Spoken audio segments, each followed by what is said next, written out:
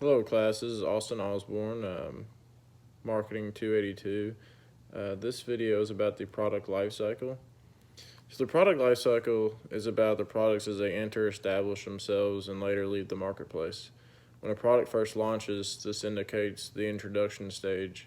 When a company develops like a new gadget, a smartwatch, or smartphone, and enters the market, the company normally sees some initial losses. Sales are low, startup costs are high, and a lot of people have yet to realize the product is on the market. As said before, some examples could be a new smartwatch or a smartphone, a new lithium battery, a new clothing line, or even like a new soft drink flavor. Recently, Coke released a new flavored diet soda line. But when these products enter the market, they may not take off immediately. But if the product begins to take off and is successful, companies may start seeing profits rise towards the end of the stage.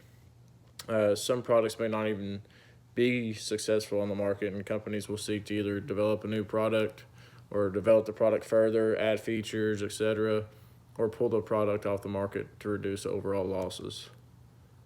The growth state of the product lifecycle is characterized by rapid growth, sales, and even increases in competition.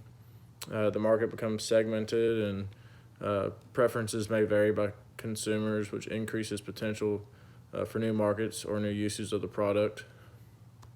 During the growth stage, companies try to reach new consumers by studying these preferences and creating product variations. For example, Apple created another version of the iPhone. I think it was the iPhone 5 or 5S, where they came out with a bunch of different colors like red, blue, yellow, green. Companies might add new features and styles to these products to segment the market with more precision.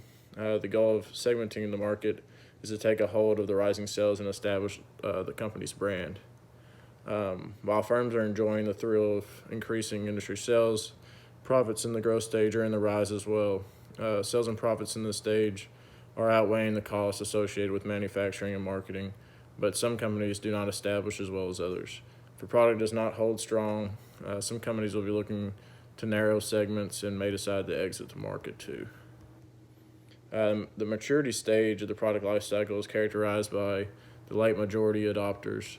Intense competition for market share, marketing, and manufacturing costs increase. Companies that make it past the growth stage are now intensely defending their market share, as well as facing fierce competition on price, as the average of price of the product starts falling drastically compared to the previous two stages. Profits begin to slow as market and manufacturing costs increase, and a saturated market makes it tough on companies.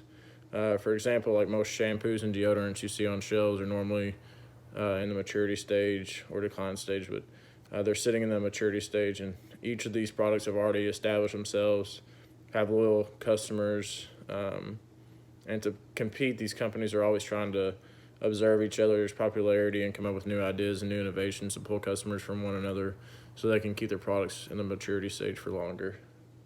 They might come up with a new organic recipe or add ingredients that add shine or different scents. Many companies will be defending their market share and or looking to enter new markets and market segments. They may even develop entirely new products. Sales and profits in the maturity stage will normally stabilize or slowly start to fall, and most products will start to enter the decline stage of their product life cycle. And at the decline stage, the firms that have products entering the decline stage will either position themselves for a niche segment of diehard consumers with special needs or exit the market completely. The laggards, the last group of adopters, will enter the market at this stage. The best example for products in the decline stage, in my opinion, is vinyl records. Recently, records have become popular again by diehard music fans. We live in an age of internet downloaded music, iPods, and music on smartphones. Vinyl records have been in the decline stage for decades, and it's surprising they are still being produced. Products like the vinyl record are lucky to still be in the market. Many products will no longer continue to be produced due to lack of market interest, high costs, and low sales, and a no longer need or replacement of products. The shape of the product life cycle normally represents a bell-shaped curve. The introduction and growth on the left upward stage, the maturity on top, and decline on the right downward curve. The bell-shaped curve is a basic assumption. In reality, all products have their own shape. Some move faster through their life cycle than others. Some enter the maturity and stay in maturity for long periods of time. And some, like the vinyl records, will stay in the maturity and decline stage until production of these items is put to an end. And that's the product life cycle. Thanks.